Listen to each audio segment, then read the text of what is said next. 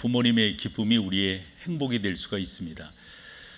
소망하길 우리의 부모님들이 연세가 어떠신지 제가 잘 모르겠지만 여러분 모두가 다 해당되지 않을까요?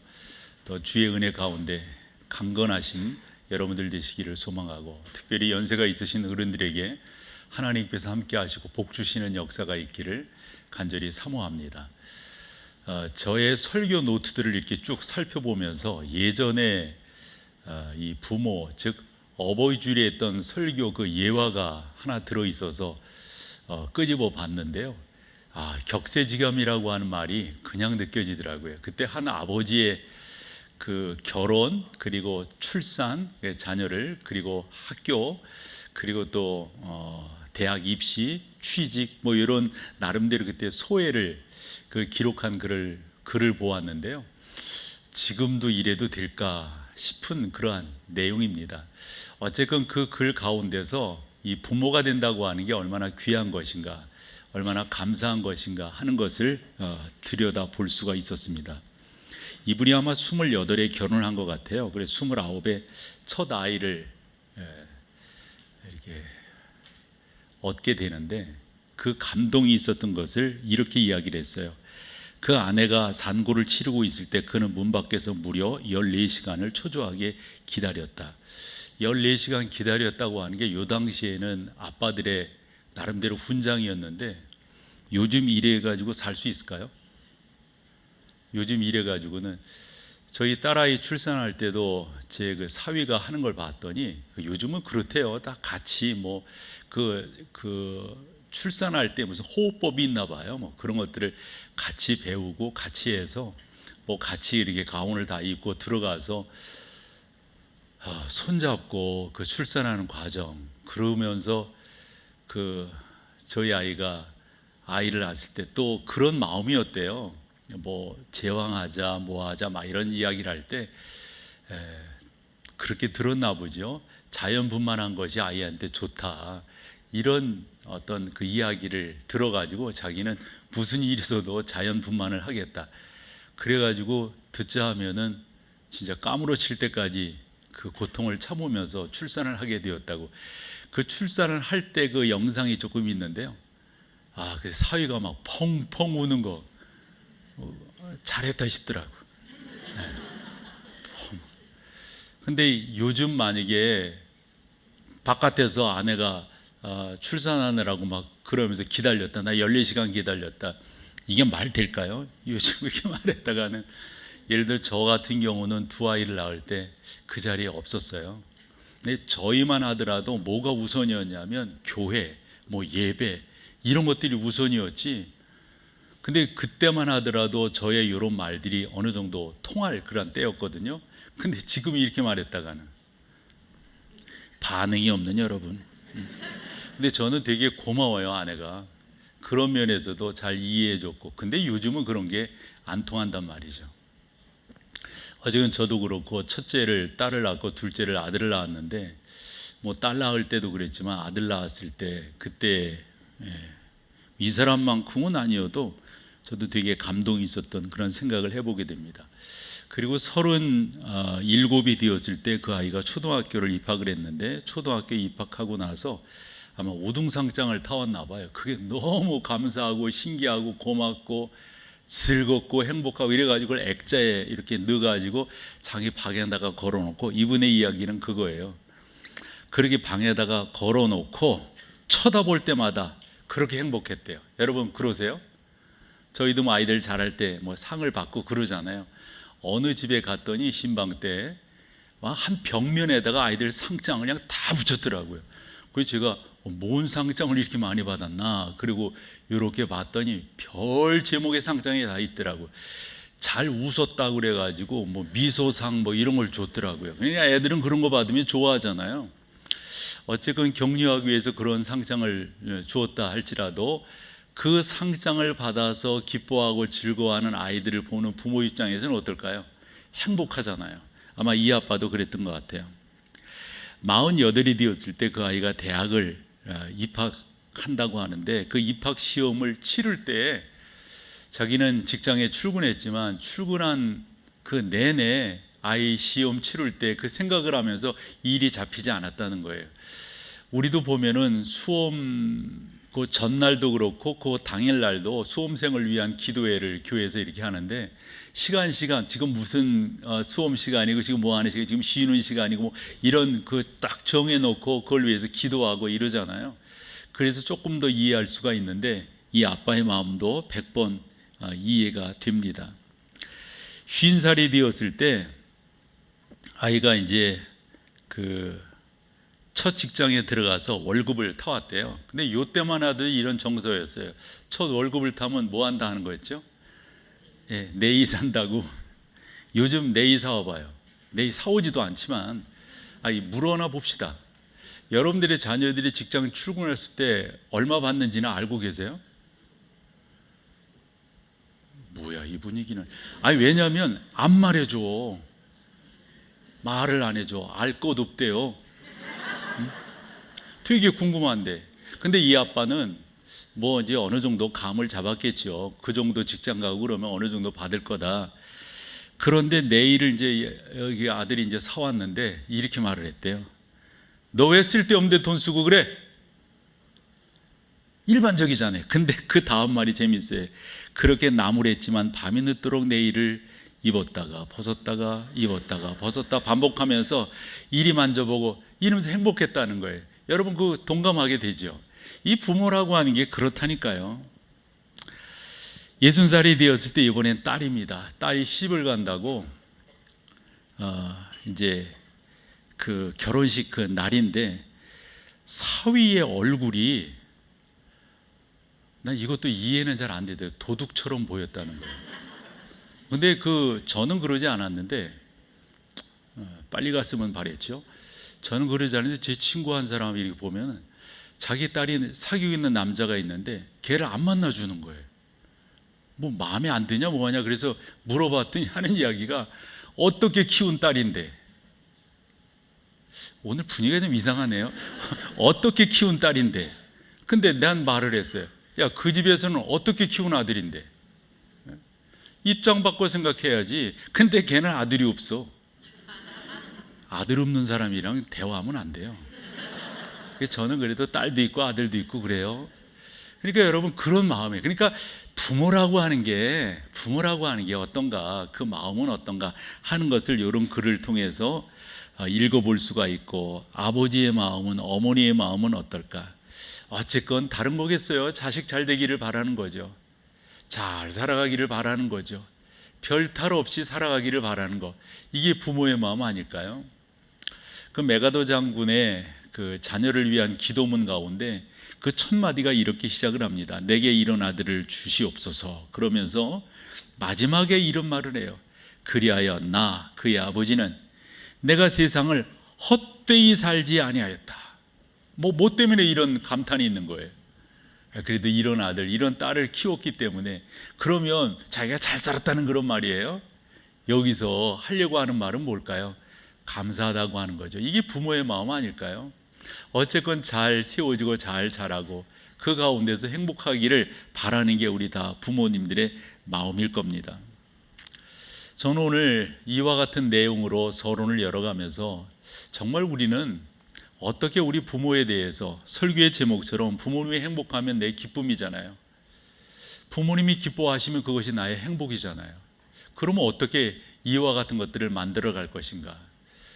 우리도 다 부모가 되었고 어느 틈에 벌써 손자가 이렇게 생기게 되었고, 이런 과정들을 우리가 이렇게 쭉 진행해 가면서 우리는 어떠한 삶을 살아야 될 것인가. 나는 목사로서 여러분들에게 어떠한 삶을 살라고 권면할 수 있을까?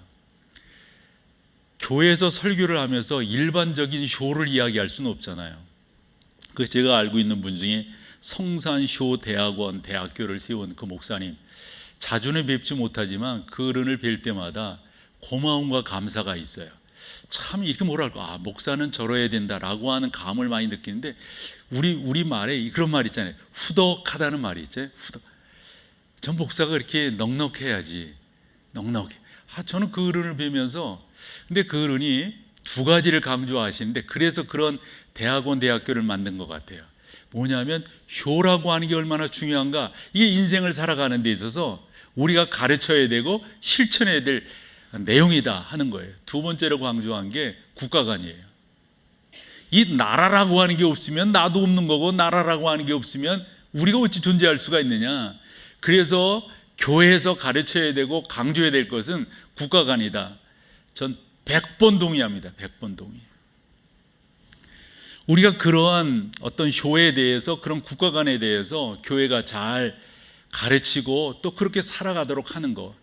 그런데 그거를 배우면서 조금 이게 기독교적이야? 이런 생각은 하지 않을 수가 없더라고요. 이게 기독교적인가? 이런 생각이 있잖아요. 일반적으로 세상에서 말하는 효라고 하는 것 네 가지로 정리해 볼 수가 있는데 이런 거예요. 부모님이 장수하시면 이게 효라는 거예요. 그래서 우리가 부모님이 돌아가신다거나 그러면 그 장례 문화를 보면 이게 유교적이지 않을까요? 오래 사시는 것도 감사한 일이지만 부모님이 돌아가면 일반적으로 자식은 죄인이다라는 생각을 가져요. 그래서 여러분 효를 다 한다고 그래가지고 돌아가셔서도 그 옆에 초막을 치고 3년상을 치르고 뭐 그런다, 이런 거 아니겠어요? 그게 일반적으로 이야기하는 효일 거란 말이죠. 그리고 제가 이렇게 지방을 이렇게 장례가 있어서 이렇게 다녀보면 그 장례 때 입는, 요즘은 이제 문화가 많이 바뀌었습니다만은 그 상주들이 입는 옷을 보면 말이에요, 이상하게 입어요. 그래서 제가 언젠가 물어봤어요. 왜 이렇게 입는 거예요? 했더니 그 말이더라고요. 부모가 돌아가시면 우리가 죄인이지 않는가.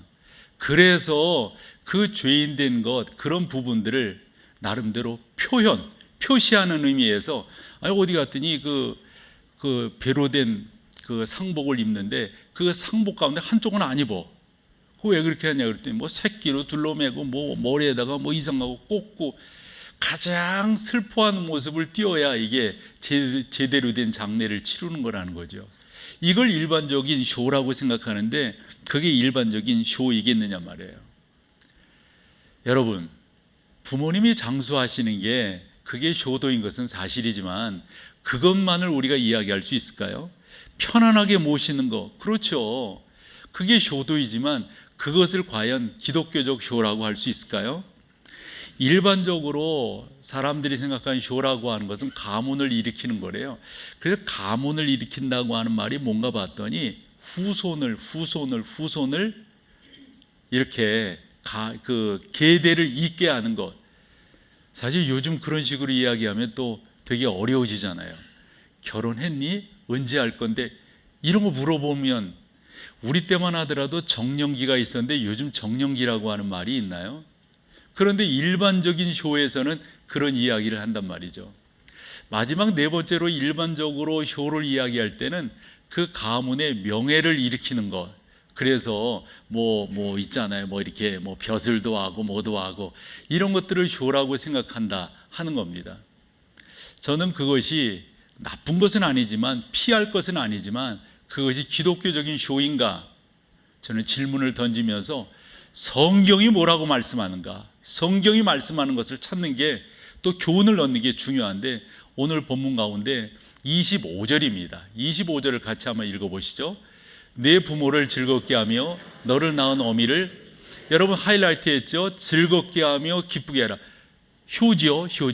그런데 저 단어가 쓰인 용례들을 찾아보면 단순히 즐겁게 하고 단순히 기쁘게 한다는 게 아니에요.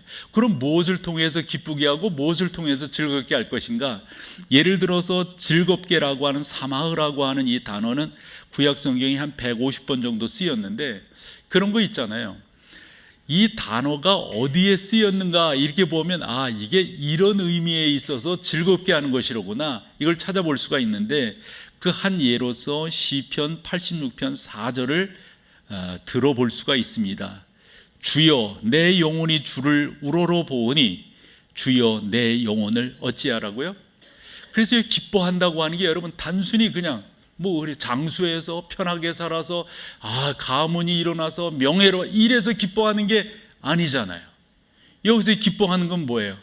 하나님 그분을 믿고 하나님 그분을 찬양하고 하나님 그분을 예배함으로 우리 가운데 일어나는 기쁨을 기쁨이라고 했단 말이에요.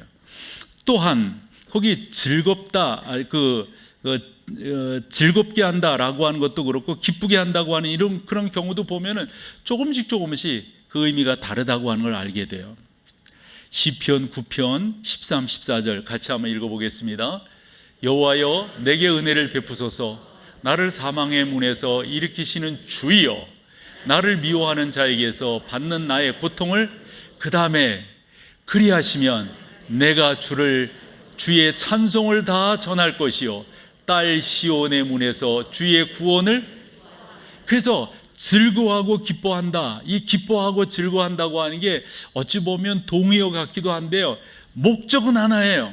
뭐 때문에 즐거워하는 거예요?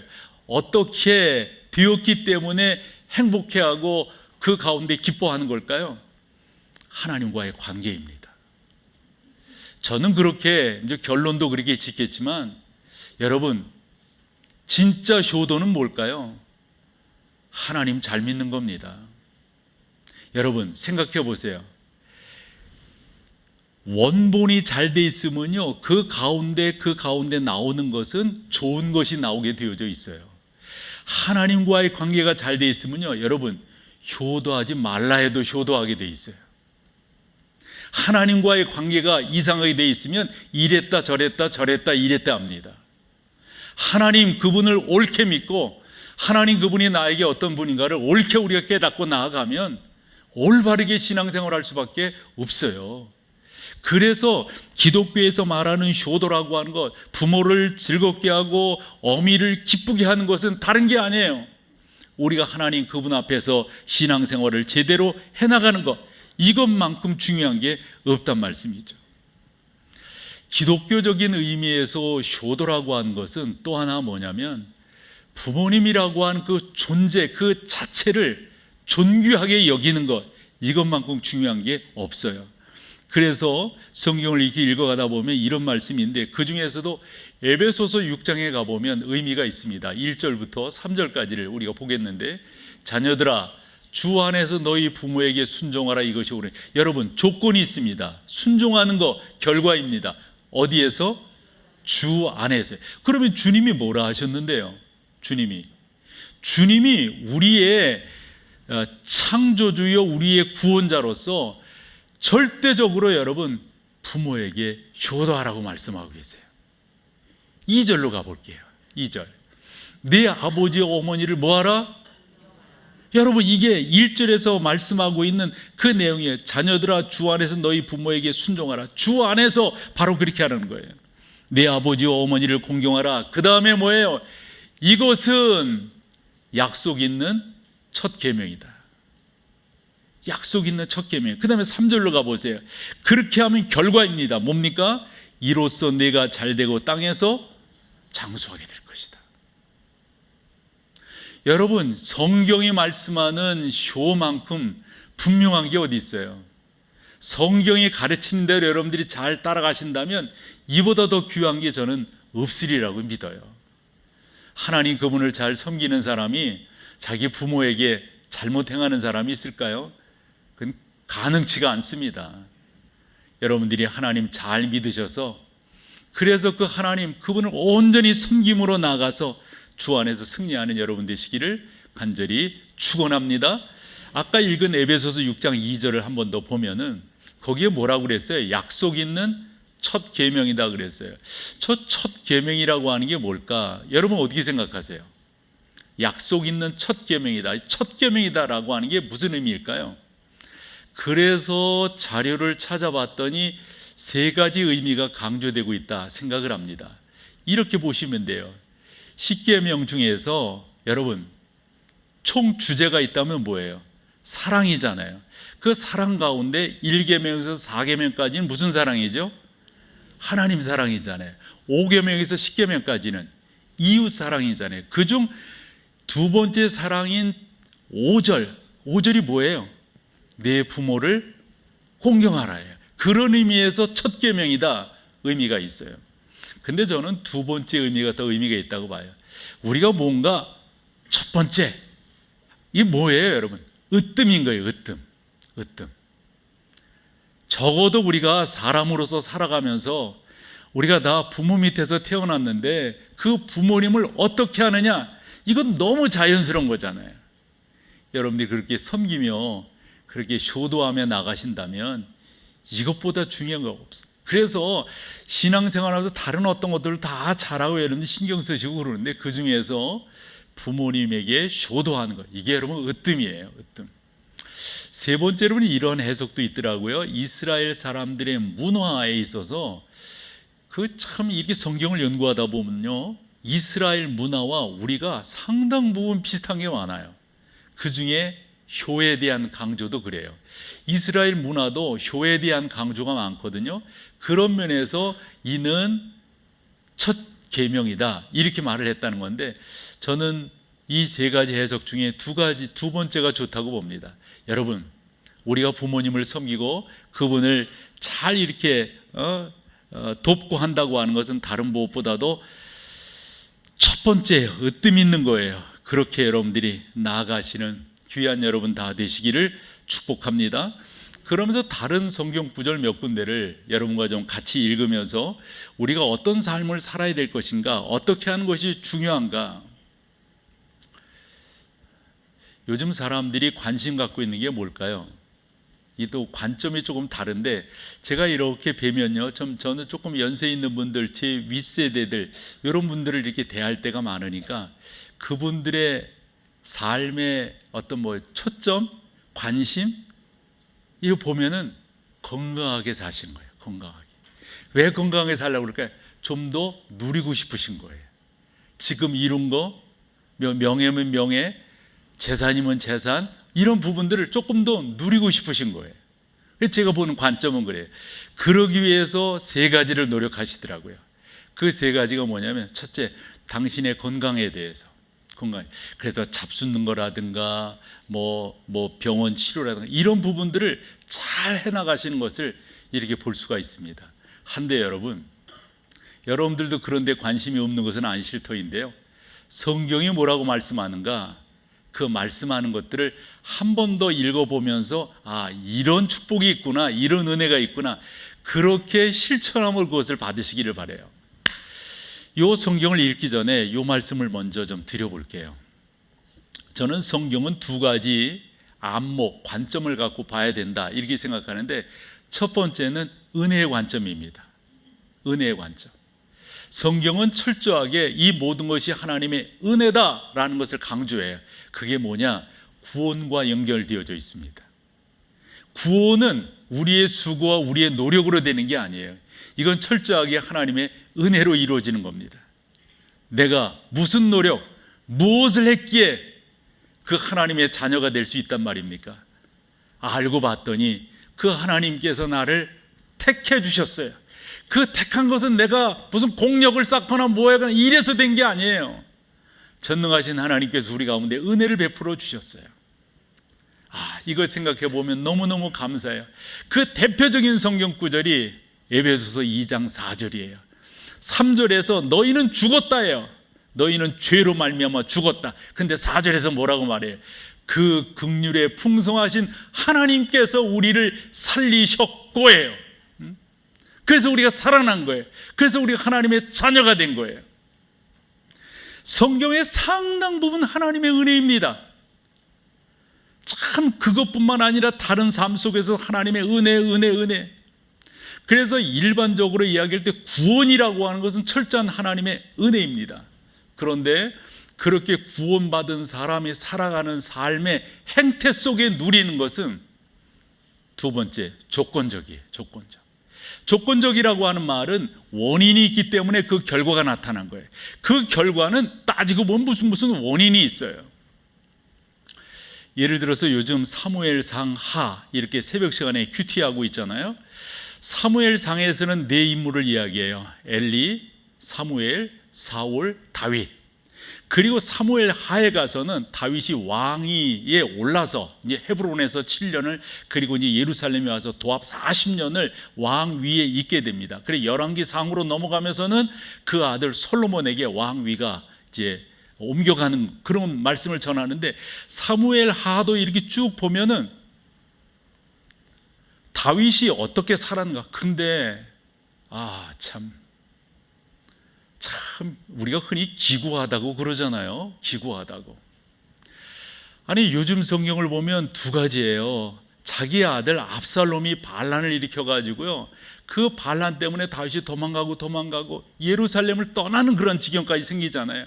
그리고 돌아오면서도, 그래서 그 과정을 이렇게 보면 얼마나 많은 사람들이 죽고 희생을 당하는지 몰라요.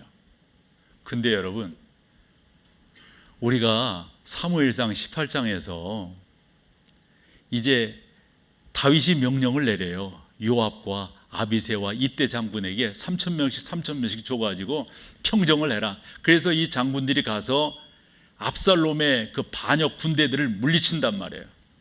근데 다윗은 지금 피신해 있으면서 뭐에 관심이 있냐면, 자기가 보낸 군대가 이겼느냐 졌느냐 여기에 관심이 없어요. 뭐에 관심이 있어요? 내 아들 압살롬은. 아니 지금 반역을 해서 애비를 죽이겠다고 하는, 근데 내 아들 압살롬은, 내 아들 압살롬. 전령이 저기서부터 우리식으로 이야기하면 먼지를 풀풀 대면서 말을 타고 달려오는 거예요. 분명히 전장에서 있는 소식을 전하기 위해서 오는 거예요. 앞서거니 뒤서거니 하면서 옵니다. 묻습니다. 뭐라고? 이겼느냐 졌느냐가 아니에요. 요압 장군이 이겼느냐, 아비새는 어떠하냐, 이때 장군은 이거가 아니에요. 뭐라고요? 내 아들 압살롬은. 전하는 전령이 하는 말이 뭐예요? 압살롬은 죽었습니다. 그때 다윗의 반응은요, 내 아들 압살롬아, 내 아들 압살롬아, 내가 너를 대신해서 죽어야 되는데, 내 아들 압살롬. 얼마나 슬퍼하는지 요압 장군이 뭐라고 말합니까? 아니 폐하, 왕께서 그렇게 슬퍼하시면 전쟁에 나가서 목숨 걸고 싸운 우리들의 입장은 뭡니까? 우리들의 입장은.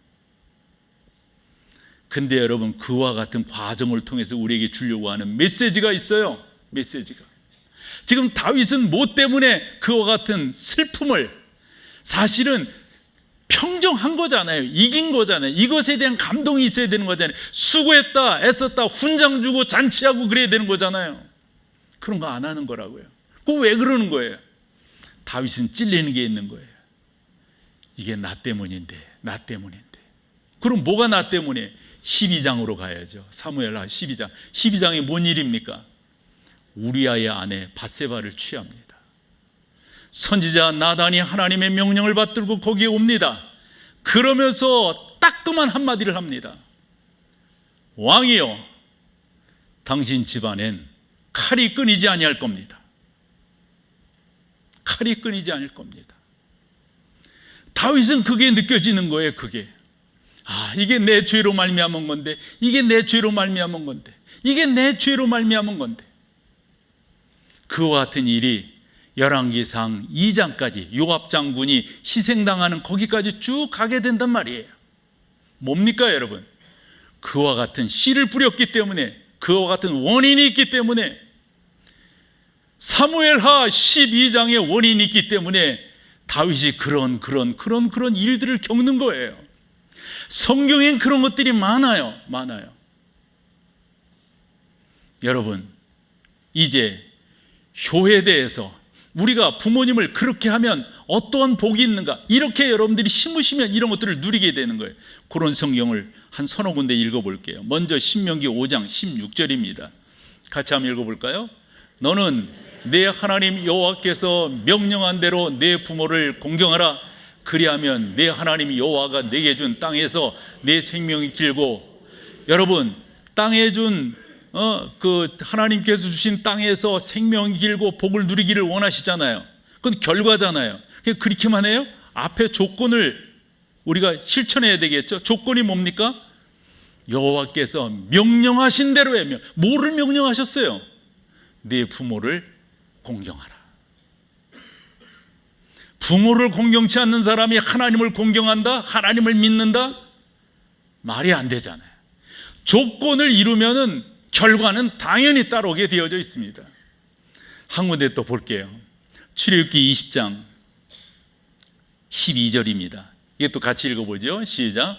내 부모를 공경하라. 그리하면 내 하나님 여호와가 내게 준 땅에서 내 생명이 오래 살기를 원하세요? 오래 사는 게 복은 아니잖아요. 어떻게 오래 사느냐가 복이잖아요. 근데 여러분, 그와 같은 결과를 누리시기를 원하신다면 조건을 충족시켜야 되겠죠. 그 조건을 충족시키면은 자연스럽게 따라오게 되어져 있습니다. 저는 이 생각이 많이 들어요. 무엇 주세요, 무엇 주세요, 무엇 주세요. 이렇게 달라고 기도하기에 앞서서 받을 만한 내가 되는 게, 받을 만한 삶을 사는 게, 하나님이 복을 주실 만한 나의 그릇을 준비하는 게 먼저일 거 아닐까요?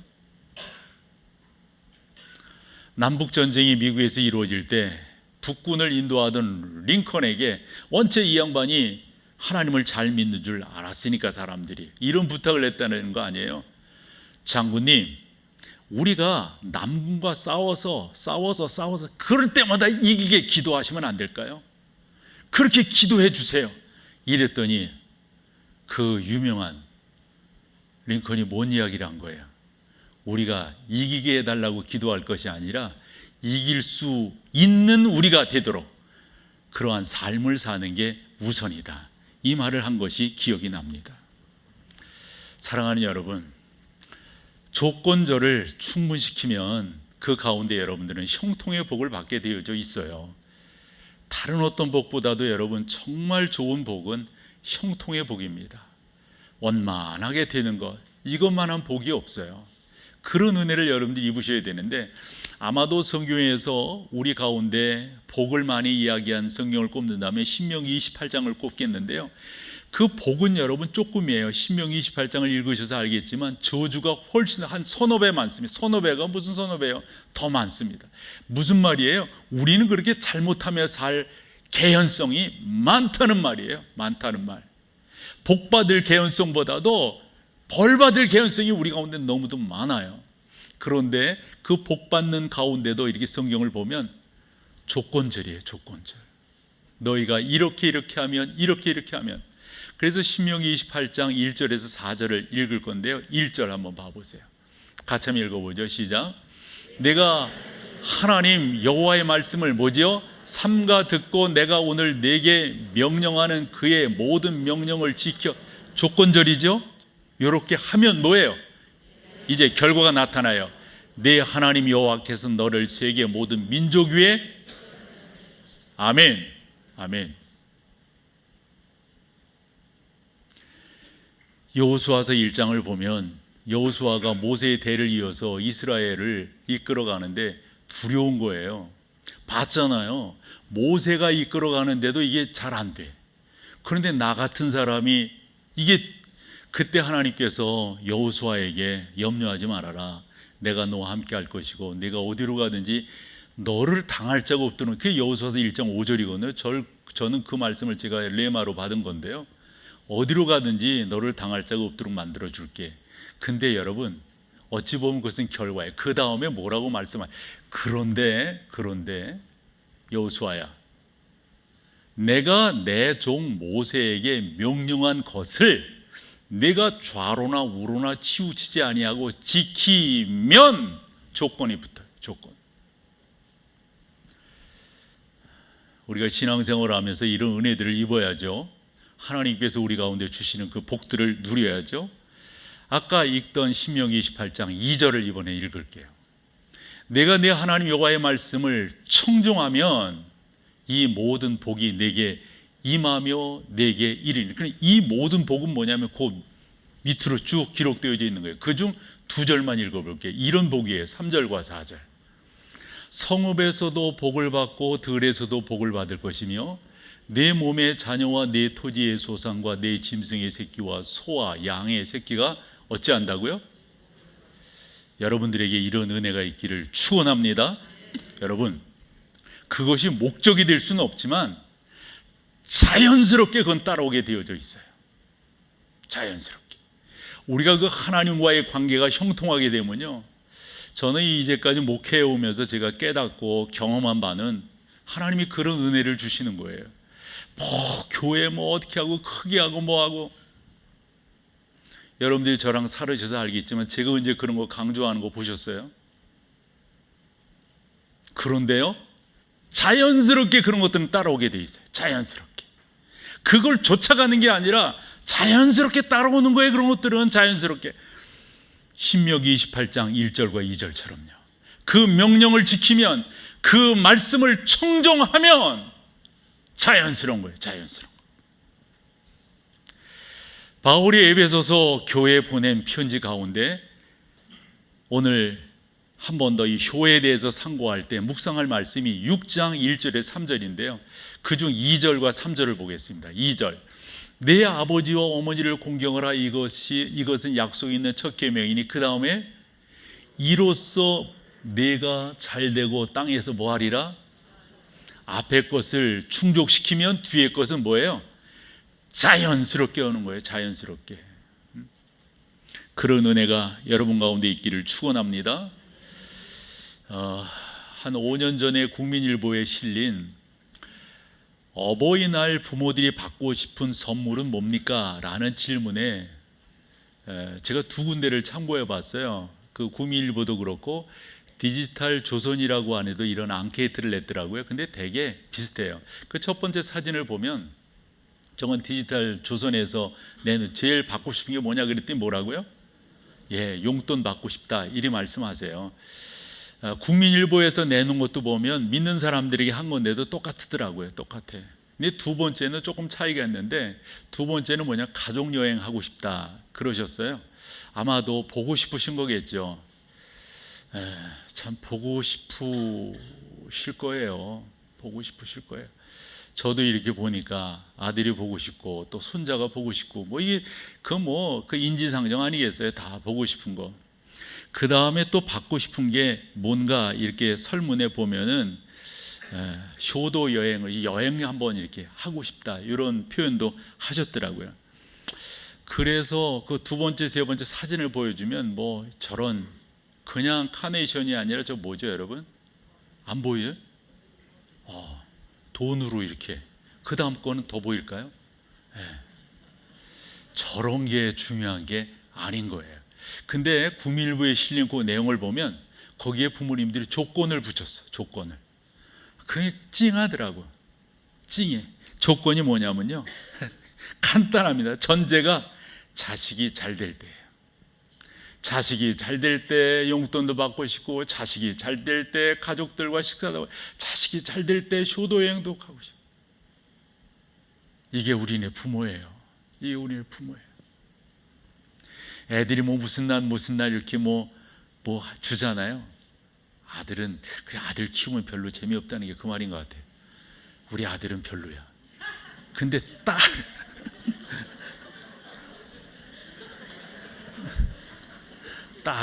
딸은 달라. 딸은. 근데 그거 어떻게 봐도. 근데 아내는 왔나 지금 어디. 아내는 그걸 냉큼 받더라고. 그러면서 하는 말이 그거 내쓰려고 그래. 또 주려고 그러지. 그 말이 또 맞아. 10,000원 주면 20,000원 주는 거 아니에요? 그 말이 또 맞아요. 그래 내가 엄마한테 많이 드려라. 많이 준다니까. 언제 줄지 모르지만 기다려 준다니까. 아유 그런 거예요. 그거 살려고 애쓰고 막 그러는데 똑같은 말. 근데 있잖아요, 요 말을 하려고 앞에 이런 말들을 했어요. 진짜 믿음의 부모님들은 이것도 좋고 전제 자식들이 잘 되는 것도 이런 거 다 좋은데 이 말을 했어요. 무엇보다도 영순이는 자식이 잘 되는 것인데 그 자식이 잘 되는 조건은 다른 것이 아니라 신앙생활 잘하는 거다 그랬어요. 근데 여러분 맞는 말이죠. 뭐야 또 이분이 맞는 말 맞죠? 잘하면 효도하지 말래도 효도하게 돼 있어요. 그건 그냥 잘 따라오는 거예요. 자연스러운 거예요. 여러분 효자 밑에서 효자 난다고 그러죠. 애비를 보면서 자식이 닮아가는 거예요. 이게 무시할 수가 없어요. 다 저도 저희 아버님 생각나고 이렇게 하면 좋겠다, 이렇게 하면 안 되겠다, 이런 것들을 다 생각하고 그대로 살아가는 거란 말이에요. 제가 하나 질문할 테니까 여러분 답을 해보세요. 솔로몬 하면 딱 떠오르는 게 뭐예요? 지혜. 어떻게 2부 똑같아요 답이? 짜고 온 건 아니죠. 또 떠오르는 게 뭐 있어요? 솔로몬 하면 어떤 사람은 그런데 뭐 재판, 지혜와 재판은 같은 거예요. 뭐 또 떠오르세요? 일천번제 안 떠오르세요? 왜 원하는 답을 안 할까? 네, 질문이 잘못됐나? 일천번제 떠오른다. 그래서 솔로몬 하면 일천번제예요. 근데 일천번제는 여러분 천일 동안 했다는 말이 아니죠. 한 번에 그렇게 한 거예요. 그런데 솔로몬이 일천번제를 처음 한 사람이 아니에요. 누가 했을까요? 그 아버지 다윗이 했어요. 저는 솔로몬이 봤다라고 생각해요. 봤다라고. 아버지가 어떻게 했는가? 역대상 29장 20절에서 22절까지 쭉 같이 읽어보겠습니다. 시작. 다윗이 온 회중에게 이르되 너희는 너희의 하나님 여호와를 송축하라 하매 회중이 그의 조상들의 하나님 여호와를 송축하고 머리를 숙여 여호와와 왕께 절하고 그 다음 이튿날 여호와께 제사를 그냥 봐봐요. 또 여호와께 번제를 드리니 뭐죠? 숫송아지가 1000마리요 순양이 1000마리요 어린 양이 1000마리요 또 그 전제라 온 이스라엘을 위하여 풍성한 제물을 드리고 그 다음 절 그날에 무리가 크게 기뻐하여 여호와 앞에서 먹으며 마셨더라. 무리가 다윗의 아들 솔로몬을 다시 왕으로 삼아 기름을 부어 여호와께 드려 주권자가 되게 하고 사독에게도 기름을 부어 제사. 여러분 지금 다윗이 뭐를 위해서 하나님 앞에 이와 같이 일천번제를 드리는 거예요? 아들을 위해서. 봤어 아들이. 그래서 그 아들이 하나님 앞에 제사를 드리며 하나님, 그래서 하나님께서 내가 너에게 뭘 해주면 좋겠냐? 그때 저에게는 우리 하나님 말씀하세요. 여타 사람들은 물질을 구하고 명예를 구하고 여타 사람들이 이런 것들을 구하는데 너는 지혜를 구하는도다. 우리 하나님이 그런 은혜를 주신 거예요. 사랑하는 여러분, 우리가 이와 같은 성경이 말씀하고 있는 이런 내용들을 잘 실천해 나아간다면, 그래서요 결론적으로 다른 거 없다고 봐요. 효도는요 여러분들이 하나님 잘 믿으시는 거예요. 이 전제 조건이 채워지면 결과는 또 그 과정들은 또 그 가운데 나타나는 답은 그냥 자연스럽게 나오는 거예요. 여러분 모두가 하나님 앞에서 그렇게 온전하게 세워지고 주 안에서 아름답게 구축해 나가시는 여러분 되기를 소망하는데, 하나만 더. 제가 대전에서 부목사를 시작을 했잖아요.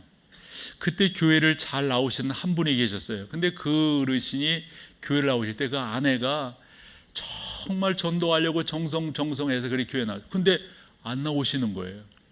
목사님이 저보고 신방을 가래요. 그 신방을 갔는데 저희 아버님보다 윗세대야. 그래 뭔 말을 해. 그래서 여차여차해서 어르신께서 교회를 이렇게 안 나오셔서 찾아왔다. 그랬더니 이 어른이 뭔 말을 하신지 알아요?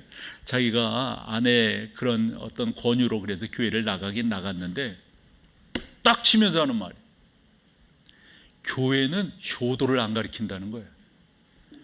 맨날 하나님 잘 섬기라 하나님 잘 섬기라 이랬지 효도를 안 가르친다는 거예요. 아니 여러분 효도를 가르쳐야 효도예요? 하나님 잘 섬기면 당연히 효도하는 거 아니에요? 아멘 좀 해봐요. 그런 은혜가 있기를 축원합니다. 자리에 일어나세요. 우리 축복하며 찬양하며 나가겠습니다.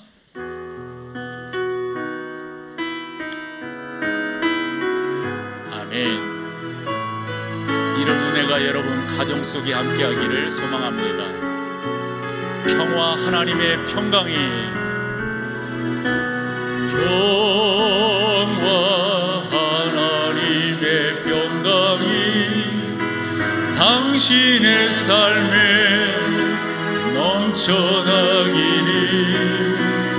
평화 하나님의 평강이 당신의 삶에 가득하기를 축복합니다. 이번엔 기쁨입니다. 기쁨.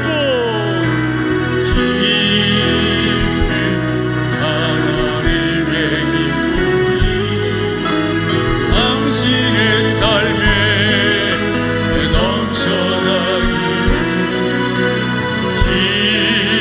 기쁨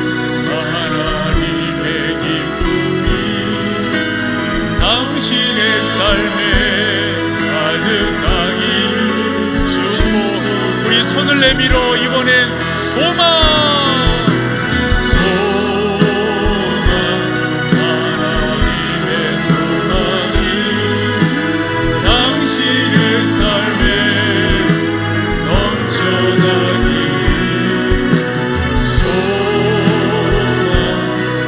하나님의 소망이 당신의 삶에 가득하기를 축복합니다.